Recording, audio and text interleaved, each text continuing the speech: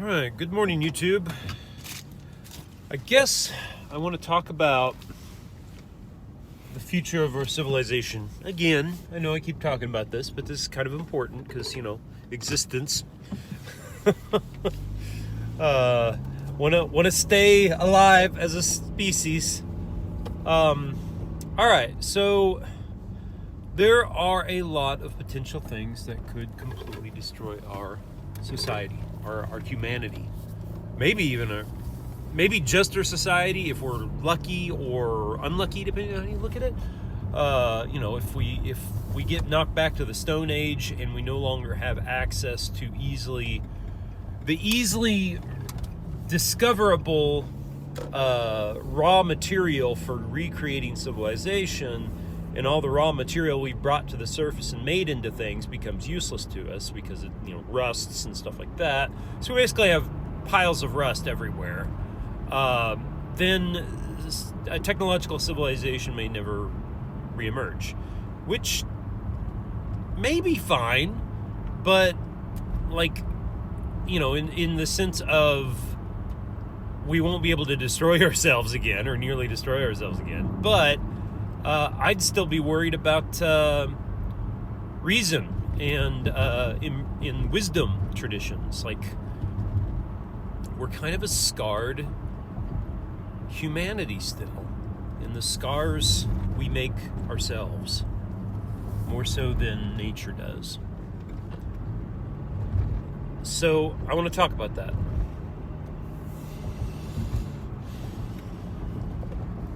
There's so many parts to this. I guess I'll start with this nugget, and then I'll see if I can weave everything else into it. The first step, so far as I can tell, well, okay, fine. I'll start with unity then. I was going to say wisdom, but I'm going to start with unity, because wisdom kind of needs unity. So me and my fellow friends at, I guess I will say the Guard Academy, are trying to put together the resources necessary to begin building small units of unity, if you will, that can overlap and intermix. 3 to 5 people each. We're calling them quatrains because of it's 4. It's 3 to 5 people, so 4. And the reason it's 3 to 5 people is that you can start with 3. 2's a little too small, although it's important that quatrains have one-on-one dialogue with each other. But 2's too small.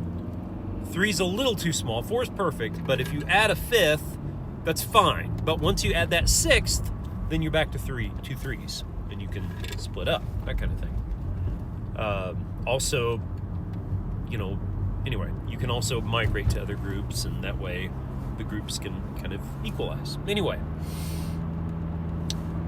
those groups will be working on themselves, building wisdom, using an ecology of practices. And many of these ecology of practices are being mapped, if you will, within the Guard Academy itself. And the Guard Academy makes guardians. And so the guardians then are those who not only develop their own wisdom, but who begin building contracts within communities. So a contract in this context is something that only is engaged in when the time for it is right, when the capacity is there, when the ability is there. And this because, I guess I should say the willingness. When the willingness is there, the contract is started. But once it's started, you would be breaking the contract to leave it. But of course, the breaking of a contract is more of a social negative score within the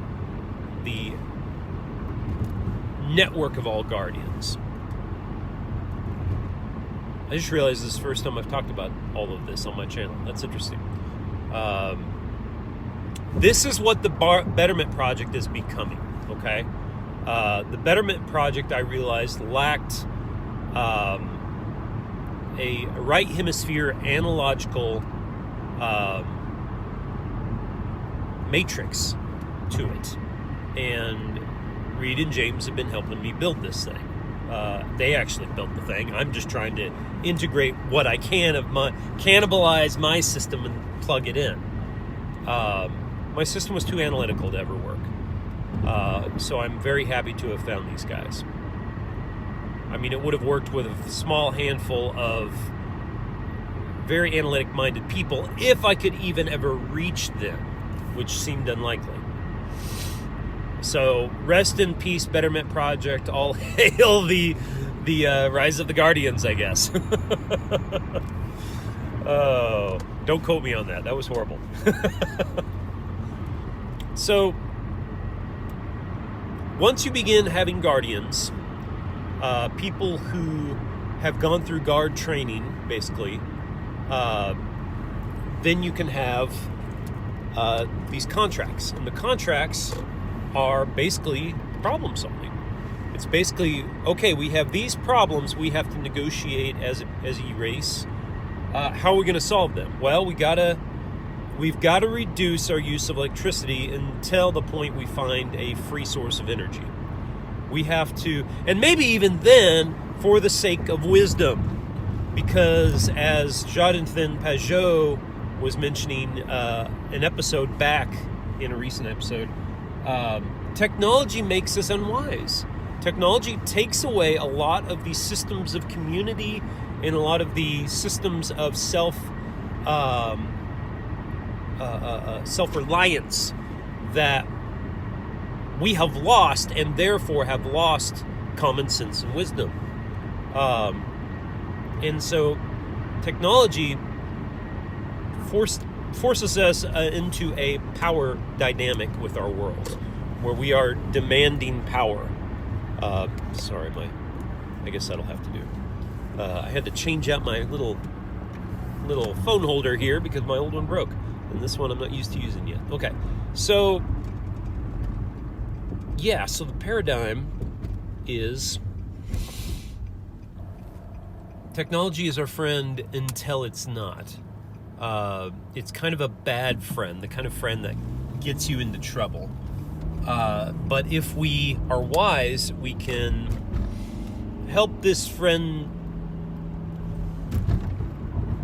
not let this friend drag us down, if you will. So here's my vision for the future, and this is not everyone's future. I'll try to throw out a couple of different ones. One, you have communities of around 50 people. That way, you don't exceed the Dunbar number within your community, and therefore don't learn about the communities around you. Don't get to know them. So it has to be 40 to 50 people for that purpose. And they are self-contained. They grow their own food. They have at least one major export, like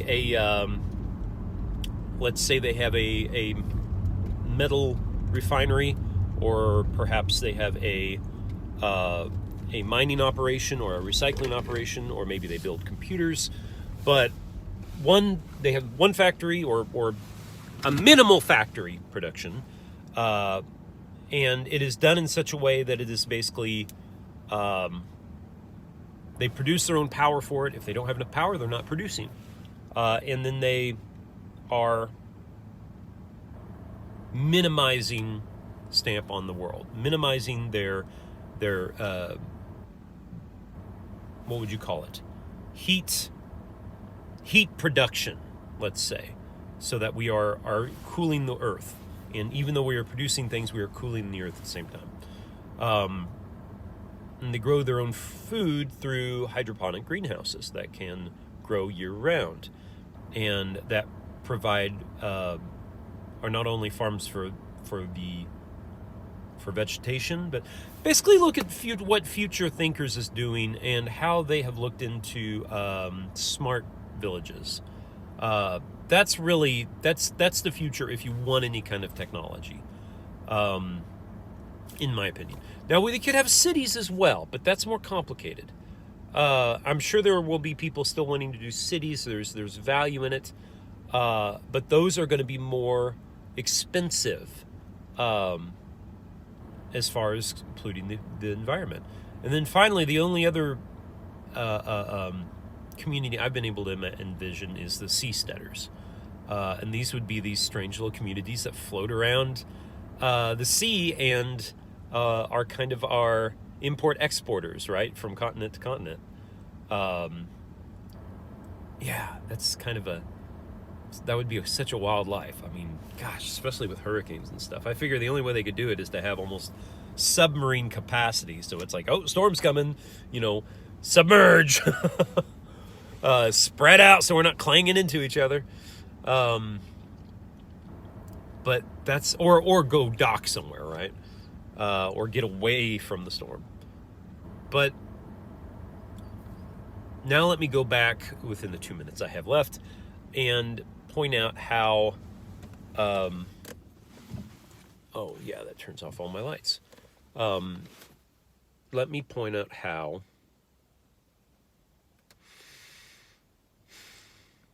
the guarding network replaces our foolish governments. And maybe this is going to have to be another episode, but I'll go run through it real quick now.